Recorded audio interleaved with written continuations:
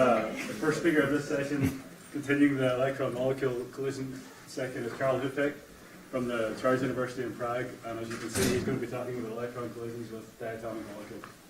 Thank you. I would like to thank the organizers for inviting me here. And it was quite a surprise for me that I got invitation, but it was actually, for me, quite good because I will explain later why this meeting is important for me.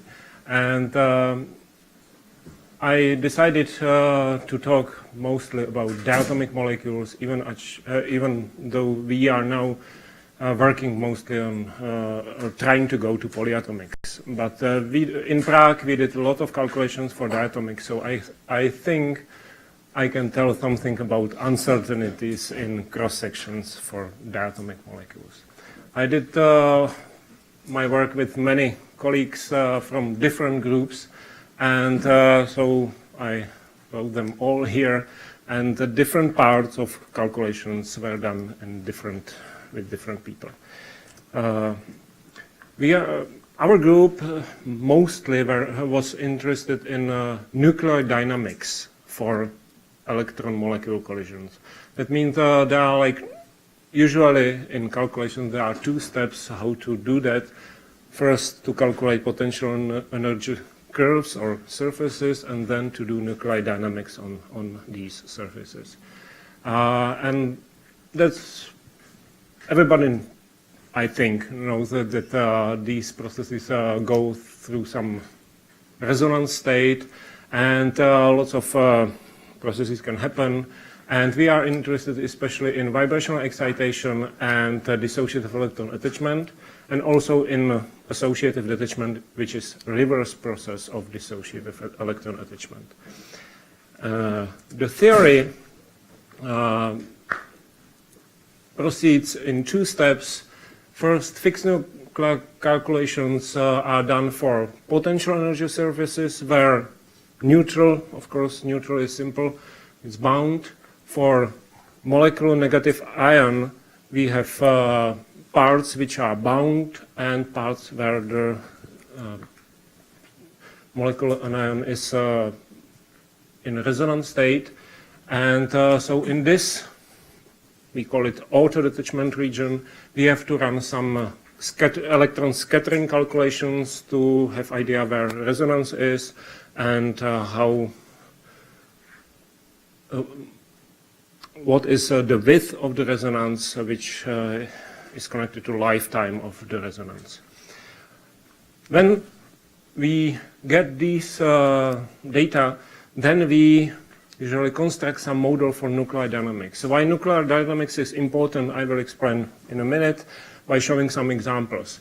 And there are several different approaches how to do nuclear dynamics. The simplest one, local complex potential approximation, which is mostly used, for example, by Dan Hexton, was used for H2O. That's quite straightforward to apply. But there are some more sophisticated approaches like no-local theory, which deals with nucleus moving in some very complex, it's actually complex, energy-dependent and no-local potential. And there are also other approaches like R-matrix approach of Barry Schneider, which was not used much actually. And I will talk mostly about these two approaches. So that my motivation for this talk was actually these results for electron collisions with CO molecule. And these results were done in collaboration with Carl Winstead and Vince McCoy, who ran a Schwinger multi-channel variational method for electron scattering and got these eigenphase sums for one resonance state. And we try to fit these resonances to get potential curves for neutral, for CO minus, and build from that some model for nuclear dynamics, which resulted with these cross sections. We submitted this to Physical Review A, and we were not able to publish these data because of uncertainties. We were asked to provide some uncertainty estimates, and how to do that actually. So after 1.5 years of different tries, we still did not publish these data, but I think I will not try to publish these data again. At least not as they are, because I would like to publish better data.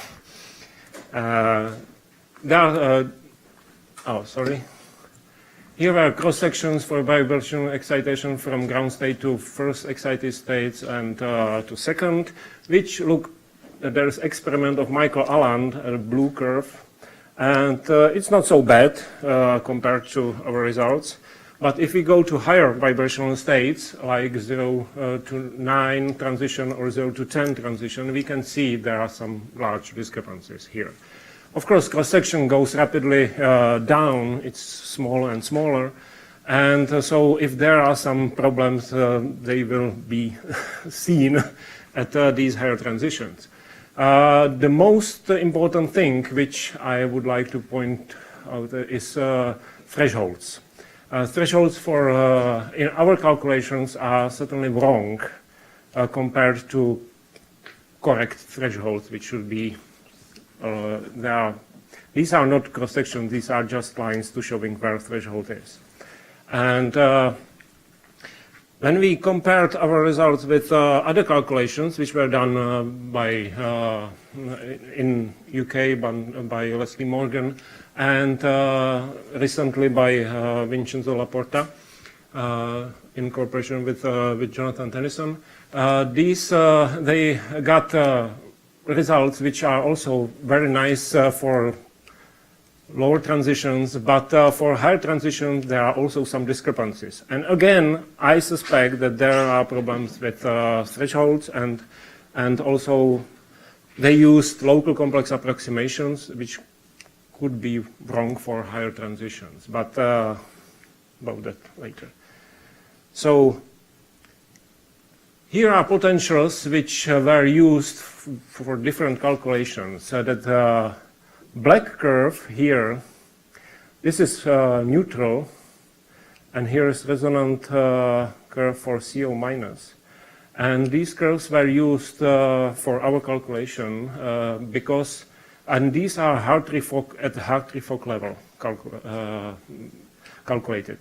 And the same thing is with Leslie Morgan. It's also at the Hartree-Fock level, and we use this curve of Leslie Morgan to prolong this our resonance curve. The story is such that when I asked Karl Winstedt if he can run calculations for with better target description, he told me that for Schwinger multi-channel variational method, it's not possible. And that's the main problem here, because when we do larger quantum chemistry calculations for target and for negative ion, we get curves which are broader, and also this crossing point of curves moves further away. And these are essential things for nuclei dynamics. And also for thresholds of cross-sections, because as you can imagine, narrower well will have more separated energy levels than broader well, so the thresholds go up when you use Hartree-Fock curve than for when it's done with couple clustered or Vincenzo Laporta used multi-reference CI calculations. So that's the main problem with our calculation. And the question is how to get consistent electron scattering here with a curve which would go like that. There is a gap which cannot be easily overcome from here to go up here. So that's why it was very difficult even to find out what uncertainties could be in our calculation because of that. Let me show, before I go to CO back and to try figure out how to do that correctly, let me show another example of our older calculations of electron with HCl. Because typical cross-sections for electron collisions with molecule, at least for diatomic molecule, has these structures. And these structures are related to potential curves, mostly. And this is experiment of Michael Allan. And what we usually did was, okay, it agrees pretty well. That's fine. Our data are probably with reasonable agreement with experiment, and we didn't try even to estimate some uncertainties or whatever. And if you look, this is the whole set of cross-sections, and these cross-sections should be somehow consistent in one calculation. There is vibrational excitation to different channels. There is dissociative attachment cross-section. And all these cross-sections, those structures there, comes from these potential curves. And there is, again, HCl minus anion curve, which was calculated very precisely by somebody else. We just used their data. And there's neutral potential here. And we can see that there is a threshold for dissociative attachment, which should go like that. There is a threshold for this cross-section.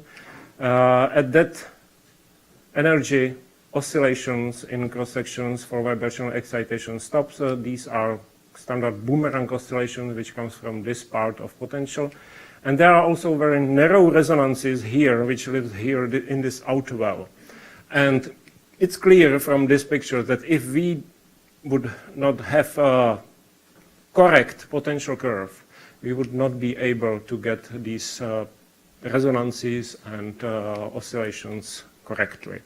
So the whole thing is how to get these potential energy curves correctly, and how to get input from electron scattering, fixed nuclei electron scattering in this outer detachment region, consistent with highly precise quantum chemistry calculations. So that's how I decided to divide my talk about uncertainties. First, potential energy curves, just curves, no resonances, only where systems are bound. What's important, it's not absolute energies, but relative energies. For us, if we use very large basis and then go down with energy, it's not important step. For us, what is important is relative shape of potentials and the relative position of neutral and anion. Then we can run fixed nuclei electron scattering using some method like R matrix method or complex cone, and Schwinger multi-channel variation. There are 3 now available. Question is, which is the best? I think right now there are 2 competitive. One is R matrix and complex cone, because for us, when we do nuclear dynamics, it's important to describe target state at a higher level than Hartree-Fock. So that's why for us Schwinger multi-channel is not useful. And then, here is problem of consistency of scattering data with accurate potential energy curves. And finally, we have to do nuclear dynamics using some approximation, some effective Hamiltonian constructed with some complex potential. And I will talk briefly about possibility of testing of these things using some 2-dimensional model, which I worked on in Berkeley with Tom Resini and Bill McCurdy. Okay, back to E plus CO system. I did several calculations for with different level of electron correlation included and different bases and etc. So here are examples of curves for Hartree-Fock complete active space SCF calculations and the multi-reference CI based on this active space, and then couple cluster calculations for relatively small bases, but I think comparison would be very similar for quadruple and etc. What's important to notice, it's not absolute energy, but they are all at the bottom at zero energy, because relative shape is what is important for us. So Hartree-Fock is clearly not sufficient, and when we go to higher levels of accuracy, it's more or less very similar. Even at this level of calculation, the shape is, for us, roughly perfect. And actually this green curve, that's where we can go in R matrix calculations. We can describe target at this level of correlation in R matrix calculations. So compare this curve with all others, that can give you a rough estimate how good our calculation of electron scattering could be, and what's the error there. And this is just detail of this crossing point. Maybe I should point out here that for these calculations, if we try to calculate CO minus state, it's not bound at all at these geometries. Yeah? So you really have to go to multi-reference CI or couple cluster calculations, quite large CI calculations, to get bound CO minus correctly placed here. Yeah? So it's just. If we, this is with increasing basis, so we should go finally to complete basis limit, but it's not worth it, I think. The shape is more or less not changing much with basis here. What's changing is the asymptote. If we would be interested in something like dissociative attachment, then this well goes a little bit deeper. And finally, electronic affinity, which is quite hard to get. But that's the only number actually which we can use to adjust these relative position of these curves. And even with quite large calculations with what it's called, triplet, quartet, quintet, quintet zeta functions. The electron affinity here is of like 50 milli-electron volts for oxygen. Yeah? So it's not easy to converge this properly. But the difference is quite small here anyway.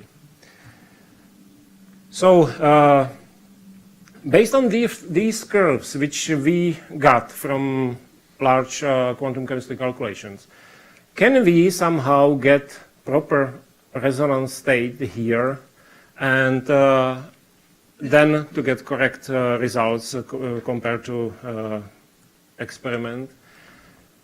This what people would do 40, 50 years ago if they would be able to calculate these anyway.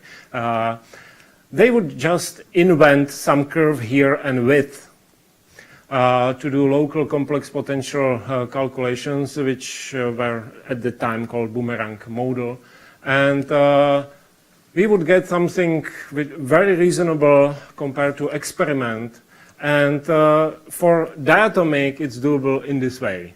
We can really, this actually were really invented curves. It's not that this dashed curve symbolized width of the resonance. Yeah?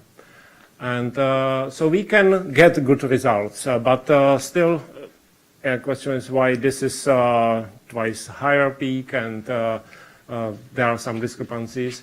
And we could play with this model and get even better comparison. But that's how we cannot do that for polyatomics, and that's how science should not be done. So, of course, we have to move from Schwinger multi-channel variational method to something which is where we can describe target better. So we used Armatrix codes from United Kingdom. In collaboration with Jimena and Zdeněk Machine, we ran lots of calculations. My student did these calculations, and because static exchange, I will just go briefly through this because you heard about that from Jimena. So at static exchange level and static exchange plus polarization level, target is still described at Hartree-Fock level. So these are really for, these approaches are not useful for us who do nuclear dynamics. We need better. So this close coupling model with complete active space chosen properly, and maybe with some orbitals frozen and certain amount of virtual orbitals included. We can play with settings of this model for this L² function here to get something which would be reasonable. These are just example of cross-section, fixed nuclei cross-sections, elastic scattering for this model with relatively small bases, but large enough to describe properly resonances. And here's example of when we change, it's 13 target states included at close to equilibrium geometry. And we change number of virtual states we include in our calculations. The resonance clearly moves with more and more states included to lower energies. Correct energy, at least for equilibrium, should be somewhere here. Yeah? So we can pick up by these tries a correct model and try to run everything for all geometries and to see what we get. And that was done with several settings, and this is an example of Armatrix calculations where really where molecular negative ion is bound, it was very close to those large quantum chemistry calculations, and it smoothly goes to resonance position and width, goes together with that. And from these curves, when we run local complex potential approximation, which is easy because we just take these curves and run it, then we get the cross sections which look like this. Which is not bad, but the question is how good this result is and what's uncertainty there. And we can change parameters here, like number of virtual orbitals, number of states. We can change bases and play with different models to get, again, correct position here and something different here. And that's what actually we should do if we want to estimate uncertainty in the cross-sections. So it's like, it's shifted a little bit, but it's just, look what happens when there's 10 virtual orbitals. Now it's also 10 virtual orbitals, but one from A2 symmetry moved to A1 symmetry. Yeah, so we just changed not number of virtual orbitals, but which virtual orbital we take into account. And, it changed here and here quite a lot. Yeah, it's going up and down this curve. So from that we can see that even slight change in our settings of Armatrix code can get different results for cross-sections, final cross-sections, and it's really difficult to tell which model is better. What we usually did previously, we just take one best model without publishing details on how we played with that and publish data with, of this model. And I think I would recommend to publish these cross-sections, not just one curve, but several curves overlapping and trying to make at least visual estimate of uncertainties which are there.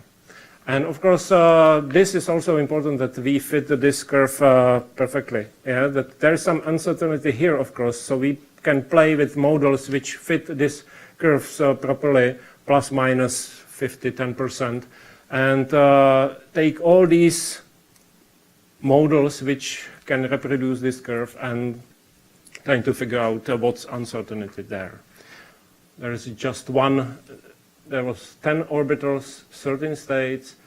If we have small number of states, we need more virtual orbitals to get close to this curve. And so cross sections here is even better. It's not so good. But these discrepancies with the experiment are not easy to estimate, because there are two things. One is these potential curves, and second, model for nuclear dynamics. That can change this quite a lot. Yeah? There can be, if compared to local complex approximation to no local approach, there can be like a factor of 2 or 3 even for these small cross sections. But I hadn't time to run to set up no local models for all these curves, because it takes much more time than to construct local complex approximations. So unfortunately, I cannot show you these results. But we can see from our first calculation, these are again first calculation done with Schwinger multi-channel curves. There is a no local resonance model, black curve, and a local green curve, and we can see some clear differences.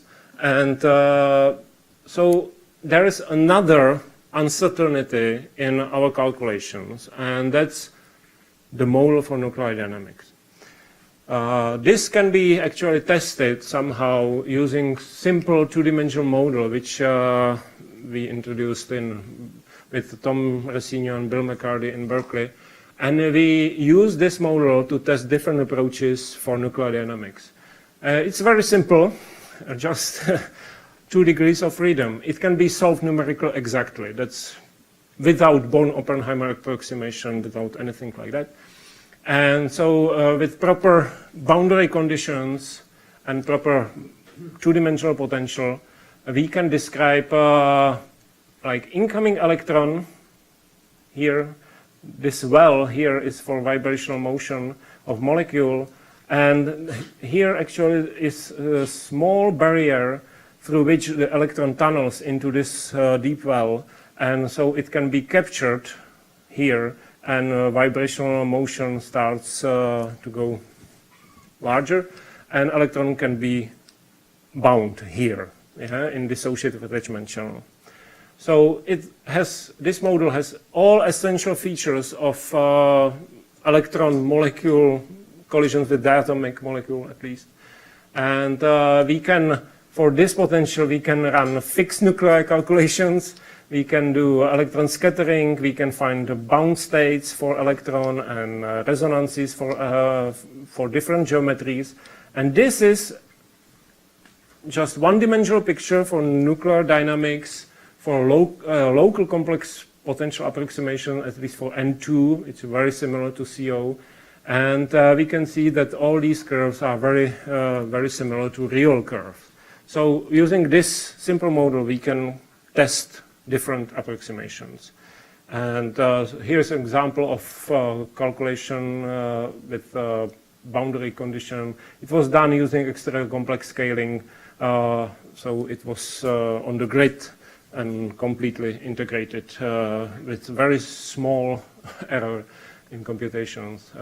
You can see here that we even get for NO-like model, which is a little bit different from N2, that even changes in wave functions of 9 orders can be properly captured by that numerical approach. So there's no problem with numerics, but we can test different approximations for nuclear dynamics.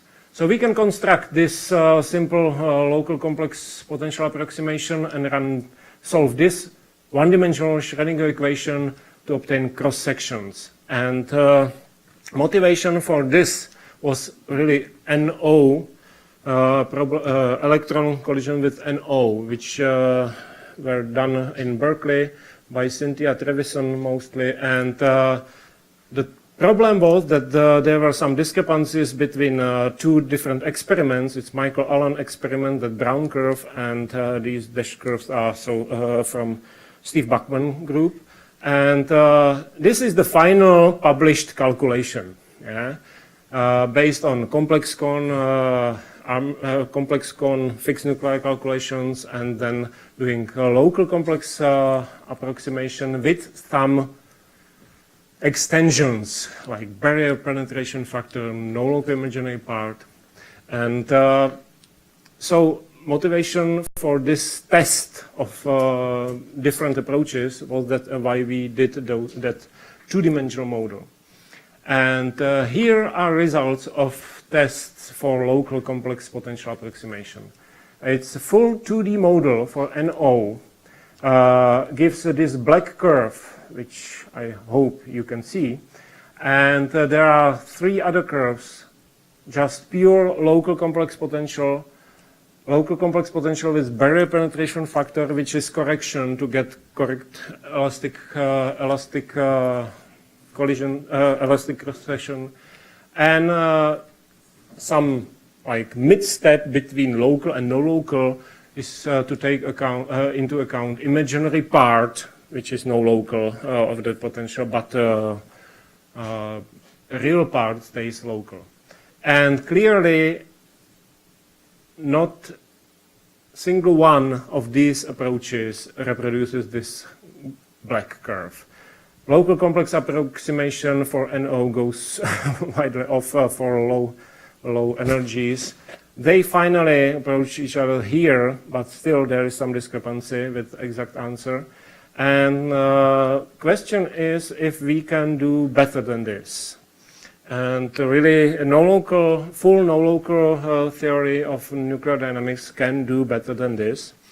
And that no-local theory is based on some assumption that there is some discrete state. We expanded the whole wave function, something like that. And I will not go into the details because that would take too much time. Effectively, finally, we solved this effective Schrödinger equation in one dimension with no local potential, which looks quite complicated. What's important here, if we do this theory properly, and it's the same thing with any theory of real systems, that we are always missing something in effective description of resonances when we do nuclear dynamics only for resonance part, and that's background contribution. Yeah, that there in a vibrational excitation, there is always some background contribution which we are not taking into account in our calculations. And that's another uncertainty in our calculations, and we are, at least at this stage, we are not able to calculate this for real systems. But in this model, in this two-dimensional model, we can calculate everything. So we can look at how big these contribution can be. So back to an O-like model. Now, local complex approximation was like this. Black curve now is covered with green curve, and that's no local resonance model with properly pick up discrete state and constructing everything correctly. And there is a no local result with background contribution. And you can see that for NO, there is almost no background. Only here you can see some small deviations from green curve and black curve. And that's where really the background can play a role. But there's another system which is completely different. F2 molecule has completely different potential curves. And there's neutral, and a molecular negative ion goes like this. So here it's really rapidly increasing in that resonance position, and width goes rapidly up. And so for this system, there is actually no reflection in this potential. It goes straight there. And it's important here to include, even in local complex approximation fails completely for the system. And you cannot do much about that. But no local approach can describe properly these threshold effects. And but there is still some part missing, which is that background contribution, which can be partially eliminated by choosing different discrete states, which is quite complicated to explain what was done. But finally, we found a no-local resonance theory which almost eliminated even this background contribution. But always there is some, and we are not able to calculate these. So let me conclude with some recommendations for electron molecule calculations. First, shape of potential curves and relative position of potentials, that's a crucial thing. And we should calculate these at a much higher level of accuracy using quantum chemistry code than was done previously. Like Hartree Fock is certainly not sufficient to describe nuclear dynamics.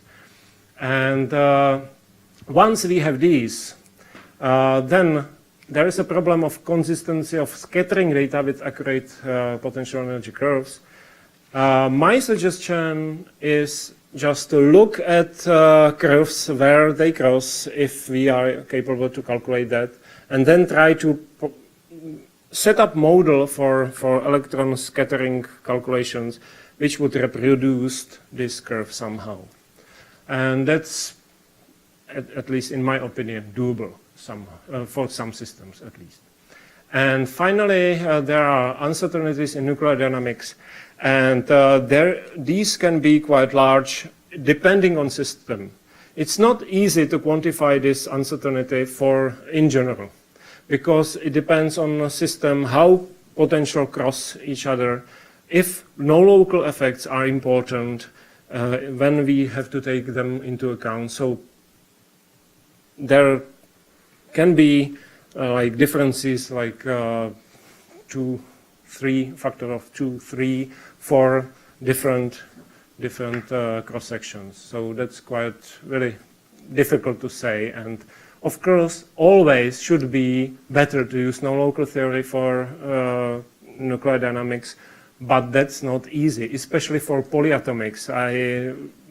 We are now trying to move to polyatomics, and how to do this for all geometries and to build this model consistently, that's really for several years project, I think. Local complex approximation can be done somehow. At least Dan Hexton showed us that it's doable. Yeah? For water and for some other molecules it's doable. But where no local effects are important, that's really, really trouble. And maybe in a few years we can get there. Yeah, so that's